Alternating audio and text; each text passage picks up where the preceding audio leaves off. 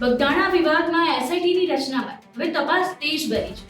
એવામાં પોલીસ પહેલા 10 આરોપીને ઝડપી લીધા હતા અને પૂછપરછમાં વધુ એક આરોપીની સંડોવણી સામે આવી છે।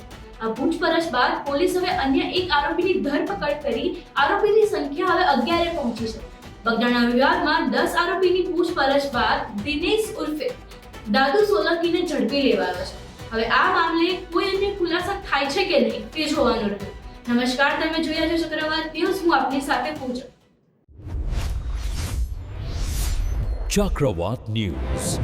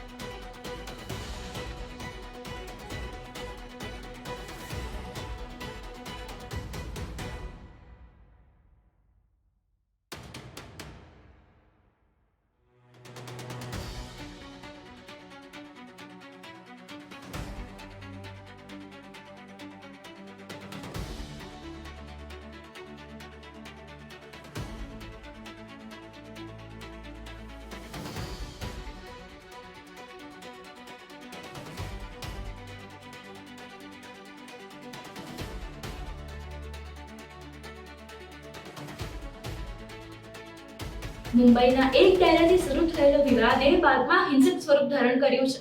માયાભાઈ આહિરના ડાયરામાં ભૂલ થઈ હોવાનું જણાવ્યા બાદ નવનીત બાલદિયાને ઢોર માર મારવામાં આવ્યો હતો। આ મામલે નવનીત બાલદિયા શરૂઆતથી માયાભાઈના દીકરા જયરાજ આહિર પર આરોપ લગાવી રહ્યા છે।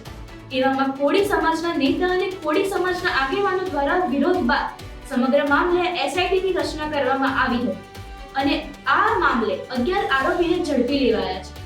આજે ઝડપાયેલા આરોપી દાદુ સોલંકીને પૂછપરછ પહેલા મેડિકલ ચેકઅપ માટે હોસ્પિટલ લઈ જવાયા હતા। જોકે હજુ મુદ્દો જયરાજ આહિર પર જ અટકેલો છે।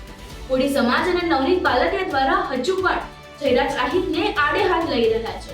એવામાં જોવાનું રહ્યું કે સમગ્ર મામલે એસઆઈટીની તપાસમાં શું જયરાજ આહિરનું નામ આવે છે।